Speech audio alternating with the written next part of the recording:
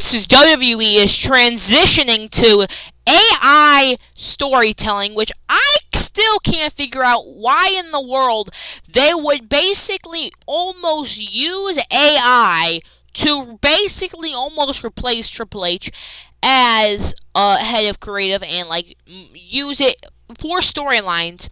I decided to ask ChatGPT in AI to book the next episode of Monday Night Raw using current WWE superstars as October of 2025. Yes. So, AI has given me segments and matches in this episode of Monday Night Raw that hopefully lines up with current WWE storylines as of today. But before we get into this video, drop a big thumbs up down below. Hit the subscribe button if you are new. Anyway, let's check it out. So, let's check out the show theme and / narrative thread. The direction I'd push, accelerating the tension between Seth Rollins and the Vision faction, or new challengers. Okay. Stirring up the women's division. Okay. Chases plus betrayals, giving spotlight to mid-carders, making moves towards main event status. Okay, that's not too bad. Okay, not too bad. And I like how they said escalating the tension between Seth Rollins and the Vision. Okay. Opening segment. Rollins calls out the Vision, his former faction, demanding answers. The Vision comes out, teasing betrayal. Rollins attacks, sets the tone. Okay? I guess that makes sense. That would make sense why I would open the first, Monday Night Raw after the biggest betrayal in Monday Night Raw since, I don't know. But it would make sense. Match 1. In mid-card, AJ Styles versus a returning Austin Theory. What a surprise. I didn't think we would see Austin Theory on any show. It looks like AI knows to put Austin Theory in this thing. AJ wins by clean, maybe with a distraction from Theory's alumni or allies, setting up a rematch or further animosity. So they're trying to build a storyline with Austin Theory in it, which is very surprising because if you know current day WWE, especially Triple H, they hate my guy Austin Theory. Austin Theory gets 0 TV time. I'm pretty sure though right now he's injured, so obviously he can't be on TV. Being injured. But setting up with a storyline with a retiring AJ Styles because he's retiring next year in 2026. Makes sense, to finish the year off strong for AJ. I think AJ and Austin Theory could have some banger matches if they actually did this and if Austin Theory is cleared to compete. So, yeah. We got a backstage segment coming up. A women's title chase scene. Rhea Ripley, Becky Lynch, who is the women's Continental Champion, so I don't know why she's here. Tiffany Stratton and Io Sky in the backstage scene. Chance, tension, possible alliances, or betrayal seeds. So it looks like they're trying to set up a championship feud for the women's championship, which is being held by Tiffany Stratton, which won't make sense on Raw. You'd think they would have someone like Stephanie there, but I don't know. Maybe AI knows what he's doing here. Okay, maybe. Now we got match 2, women's division. We got Rhea Ripley versus Io Sky, which currently, if you've been watching wrestling in WWE for the past couple of weeks, 2 months, Rhea Ripley and Io Sky have been really tag teaming recently, so it wouldn't 100% make sense why they would have a match in the first place. But it does say a hard-hitting match. Ripley wins after avoiding Sky's offense. Sky attacks post-match, setting up a feud. They've already kind of had a feud in 2025, so I don't think we would need that. Also, Rhea Ripley winning on a random episode of Monday Night Raw against Io Sky makes no sense. I'm just going to say that right now. That makes a little no sense. But, yeah, and turning Io Sky heel when she's the biggest she's ever been in her entirety of her WWE career also makes no sense at all. Okay. Now we got in-ring promo slash interference. A returning NXT star or someone who's off of TV attacks one of the women, creating shock and setting up a future match. Okay, that's not bad. Match 3. Brutus Creed and Julius Creed, so the Creed brothers, versus the Judgment Day, so Dominic and Finn Balor. Okay, the Creed brothers get a hot win by cheating or distraction to build them up. After the match, Judgment Day relays. Is that what that says? Retaliates to continue the feud.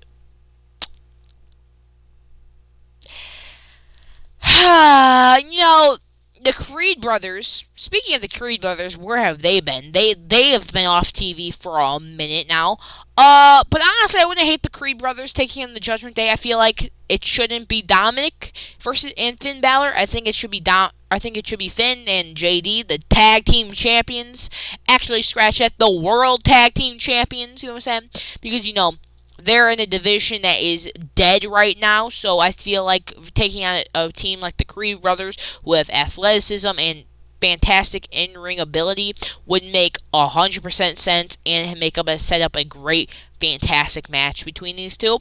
But I feel like Dominic should be more worried about his Intercontinental Championship and his AAA Mega Championship more than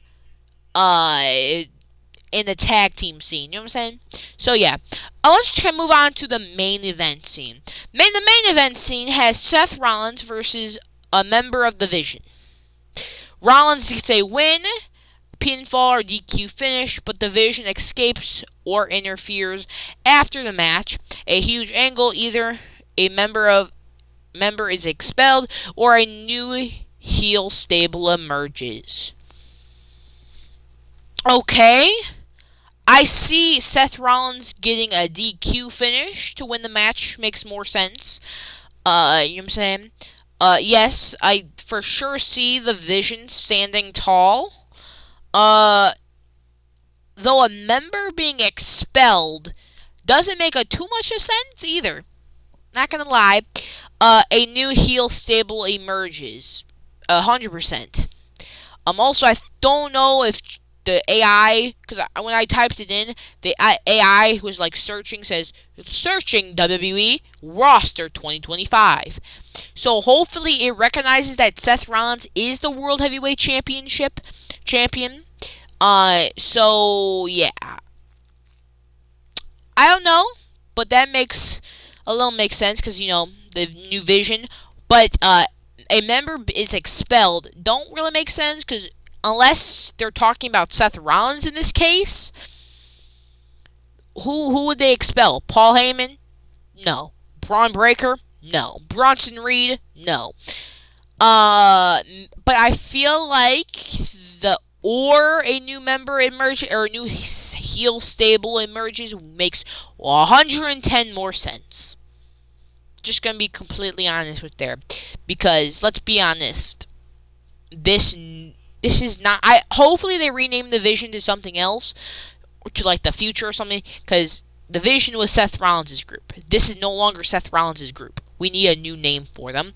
So yeah, but I agree, a new heel stable will emerge out of this, 100%. Okay, and then we have a post-main event cliffhanger, surprise attack / titles match setup. Okay, so it says, perhaps the women's champion, Tiffany Stratton, appears to challenge Rhea or Becky Lynch returns to confront someone. The show ends with chaos.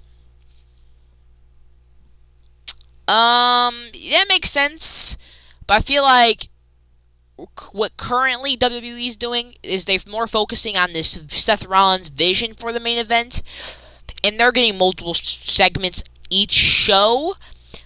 So I don't think that the women would get the post main event cliffhanger unless it's a very quick 30 seconds to a minute segment.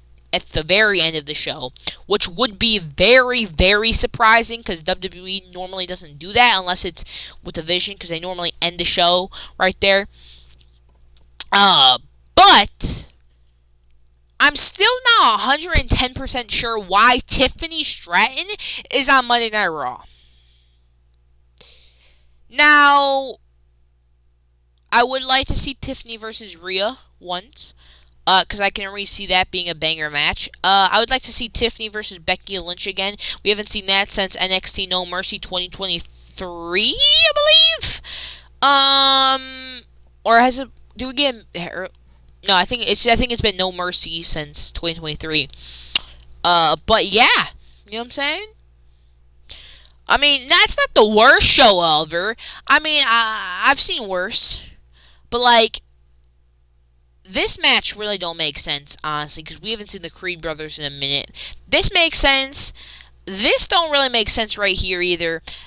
This one does not make sense at all, because we've seen these people, we've seen Rhea and Io be buddy-buddy, like, every show, for the past couple weeks. This opening segment actually makes sense. I could see for some reason WWE just say, hey, let's just put Austin Theory out in a match against AJ Styles. For what reason at all? And still, Austin Theory would still not turn babyface here either.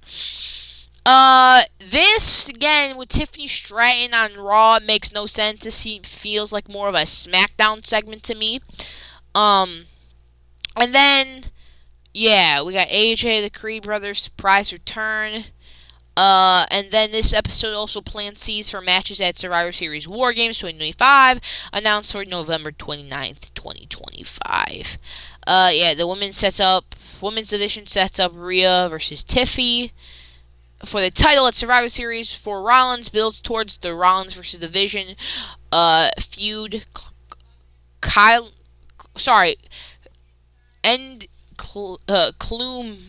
I don't know how to say that word. I'm a little dumb. It's my bad. But, finishing in a match at a pay-per-view. Then it also sets up the Creed brothers versus Judgment Day. That could lead to a War Games tag team match. Interesting. Now, let's do a quick thing where we have book the next episode of Friday Night Smackdown. Let's see what it comes up with, huh? I should have used this 2025, but they should already know. Okay, it says late, okay. Sami Zayn, okay, they doing the Sami Zayn U.S. Open Challenge. I like that. Like that very, very much. Backstage segment, women's U.S. title confrontation. Julia confronts potential challengers. Jade Cargill, Tiffany Stratton. Makes no sense at all. Alexa Bliss, tensions, blah, blah, blah, verbal. Okay, that makes sense. Jade Cargill versus Alexa Bliss. That don't make sense at all because we know Alexa Bliss is the women's tag team champion right now. So that don't make sense either. A masked figure attacks one of the women. Backstage, lights out, mysterious music leaves open the possibility of a surprise return. Okay. Fraxium. Speaking of Fraxium, where have they been? Fraxium versus the Street Profits for tag or whatever. Okay, gives tag team division some spotlight. And Fraxium wins via cunning or minor interference. We have a Nick Aldis segment. He gets a word from the higher ups due to tensions to several matches for the next one. Okay. Builds anticipation. Cody Rhodes versus Randy Orton. A big matchup for a main event exposure. Cody wins after a hard-fought action post-match. Orton delivers an RKO or hints at a future challenge versus Cody's undisputed title. Buddy, this is not third match. This is main event level. This is cooking. Now, if AI can produce segments like this, where I have Randy versus Cody, that's not bad. Not bad. But the main event says Julia versus Tiffany Stratton. Why? Why? And then, okay, yeah. Julia retains via narrow, dramatic finish, roll-up, or counter after a match. And Jade storms down there, demands her shot, leading to a brawl. Okay, as Zayn is leaving the MFT, ambush him. They leave him battered in the ring. Fade to black, teasing a big match next week. Okay. I'm not gonna lie, this is way better than what they booked for Monday Night Raw. This match right here. This is what WWE needs to start doing with human emotions. Human emotions need to start booking stuff like this, where Randy basically turns heel and is hinting at Cody Rhodes versus Randy Orton for the Undisputed Championship. So yeah, honestly, way better than what I saw there, and it also sets up PLE things. So honestly, not the worst, but still pretty bad because AI doesn't have the full extent of what a human can know about WWE. Like, AI doesn't know every single member or every single champion in WWE right now, but humans who watch the product every single week knows who are the champions, what matches happen, and stuff like that. This is why AI should not be booking the shows or influencing storytelling at all. Especially after coming up with Bobby Lashley should be obsessed with Japanese culture and history after returning. We got some problems there with ChatGPT or whatever AI software they will be using. But that's all I got for you guys today. Peace. Bye.